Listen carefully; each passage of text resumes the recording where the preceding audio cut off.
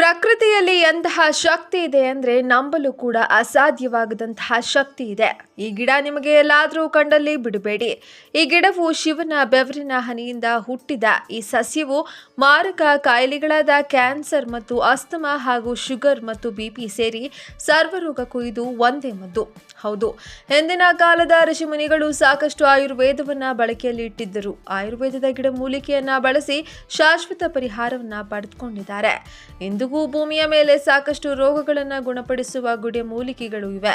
ಆದರೂ ಕೂಡ ಇನ್ನೂ ಸಾಕಷ್ಟು ಜನರಿಗೆ ಇದರ ಬಗ್ಗೆ ಸಂಪೂರ್ಣವಾಗಿ ಅರಿವಿಲ್ಲದೆ ಇರುವ ಕಾರಣಕ್ಕಾಗಿ ರೋಗಗಳಿಂದ ಮುಕ್ತಿ ಹೊಂದಲು ಸಾಧ್ಯವಾಗ್ತಾ ಇಲ್ಲ. ಹಾಗೂ ಜೀವನದಲ್ಲಿ ಎಷ್ಟೇ ಪ್ರಯತ್ನ ಪಟ್ಟರೂ ಕೂಡ ಆರ್ಥಿಕವಾಗಿ ಶ್ರೀಮಂತರಾಗುವುದಕ್ಕೆ ಸಾಧ್ಯವಾಗ್ತಾ ಇಲ್ಲ. ಶಿವನ ಬೆವರು ಹನಿಗಳಿಂದ ಸೃಷ್ಟಿಯಾಗಿರುವಂತಹ ಈ ಗಿಡದ ಎಲೆಗಳು ಮತ್ತು ಹೂಗಳಿಂದ ಮತ್ತು ಬೇರಿನಿಂದ ಈ ಕೆಲಸ ಮಾಡಿದರೆ ನೀವು ರೋಗಗಳಿಂದಷ್ಟೇ ಮುಕ್ತರಾಗುವುದಲ್ಲದೆ ಶ್ರೀಮಂತರಾಗಿ ಸಮಾಜದಲ್ಲಿ ಗೌರವವನ್ನು ಸಹ ಪಡೆದುಕೊಳ್ತೀರಾ.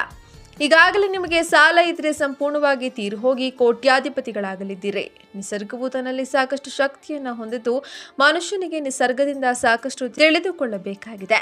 ನೀವು ಕೂಡ ದೇವರು ಹಾಗೂ ನಿಸರ್ಗವನ್ನು ನಂಬುವವರಾಗಿದ್ದರೆ ತಪ್ಪದೆ ವಿಡಿಯೋವನ್ನು ಈಗಲೇ ಲೈಕ್ ಮಾಡಿ. ಹಾಗೂ ಗಿಡದಿಂದ ಯಾವೆಲ್ಲ ಪ್ರಯೋಜನಗಳಿವೆ, ಇದನ್ನು ಹೇಗೆ ಬೆಳೆಸಬೇಕು ಮತ್ತು ಯಾವ ರೀತಿಯಾಗಿ ಇದನ್ನು ಬಳಸಿದರೆ ಕೋಟ್ಯಾಧಿಪತಿಗಳಾಗಲಿದ್ದೇವೆ ಎನ್ನುವಂತಹ ಕಂಪ್ಲೀಟ್ ಡೀಟೇಲ್ಸ್ ತಿಳಿದುಕೊಳ್ಳಲು ವಿಡಿಯೋವನ್ನು ತಪ್ಪದೆ ಕೊನೆವರೆಗೂ ನೋಡಿ. ಶಿವನ ಬೆವರಿನಿಂದ ಹುಟ್ಟಿದ ಈ ಸಸ್ಯ ಕ್ಯಾನ್ಸರ್ ಗುಣಪಡಿಸುವಂತಹ ಸಂಜೀವಿನಿ. ಅಸ್ತಮಾ, ಶುಗರ್, ಬಿಪಿ ಸೇರಿ ಸರ್ವರೋಗಕ್ಕೂ ಇದೊಂದೇ ಮದ್ದು. ಶಿವನನ್ನ ಪೂಜಿಸೋದು, ಶಿವನ ಧ್ಯಾನವನ್ನ ಮಾಡೋದ್ರಿಂದ ಮಾಡಿದ ಪಾಪ ಕರ್ಮಗಳೆಲ್ಲ ಕಳೆದು ಮಂಗಳಕರ ಫಲ ಸಿಗುತ್ತೆ ಎಂಬ ನಂಬಿಕೆ ಇದೆ.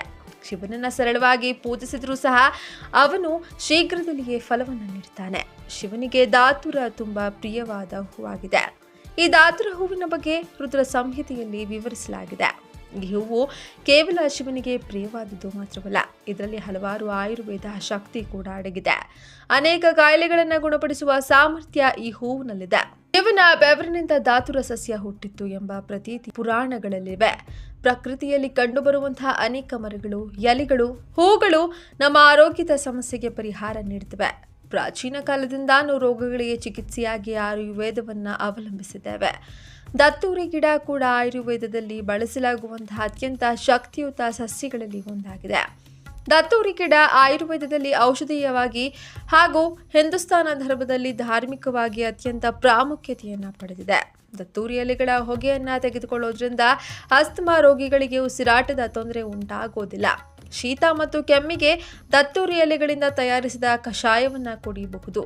ತಕ್ಷಣವೇ ಪರಿಹಾರ ದೊರೆಯುತ್ತೆ. ದತ್ತೂರಿ ಎಲೆಗಳನ್ನ ಬಿಸಿ ಮಾಡಿ ನೋವಿರುವಂತಹ ಜಾಗಕ್ಕೆ ಹಚ್ಚೋದ್ರಿಂದ ಕೀಲು ನೋವು, ಊತ ಕಡಿಮೆಯಾಗುತ್ತೆ. ನೋವು ಹೆಚ್ಚಾಗಿರುವ ದತ್ತೂರಿ ಎಲೆ ಬಿಸಿ ಮಾಡಿ ಕಟ್ಟಬಹುದು. ಕೀಲು ನೋವು ಮತ್ತು ಊತವನ್ನ ಕಡಿಮೆ ಮಾಡ್ತದೆ. ದತ್ತೂರಿ ಎಣ್ಣೆಯನ್ನ ಮಸಾಜ್ ಮಾಡಲು ಬಳಸಲಾಗುತ್ತೆ. ದತ್ತೂರಿ ಎಲೆಗಳ ಪೇಸ್ಟ್ ಅನ್ನ ಹುಣ್ಣು, ಮೊಡವೆ ಮತ್ತು ಚರ್ಮದ ಸೋಂಕುಗಳಿಗೆ ಹಚ್ಚಿದ್ರೆ ಅವು ಗುಣವಾಗ್ತವೆ. ದತ್ತೂರಿ ಎಲೆಯ ಕಷಾಯ ಕುಡಿಯೋದ್ರಿಂದ ಕ್ಯಾನ್ಸರ್ ಕೋಶಗಳು ಬೆಳೆಯೋದಿಲ್ಲ, ಬಿಪಿ, ಶುಗರ್ ಕೂಡ ಬರೋದಿಲ್ಲ. ದತ್ತೂರಿ ಗಿಡದ ಬೇರನ್ನ ಹಲ್ಲು ನೋವಿಗೆ ಚಿಕಿತ್ಸೆಯಾಗಿ ಬಳಸಲಾಗುತ್ತೆ. ದತ್ತೂರಿ ಗಿಡದ ಬೇರಿನಿಂದ ತಯಾರಿಸಿದ ಎಣ್ಣೆ ಪಾದಗಳಿಗೆ ಹಚ್ಚಿ ಮಲಗೋದ್ರಿಂದ ಮೈಕೈ ನೋವು ಕೂಡ ಗುಣವಾಗುತ್ತೆ.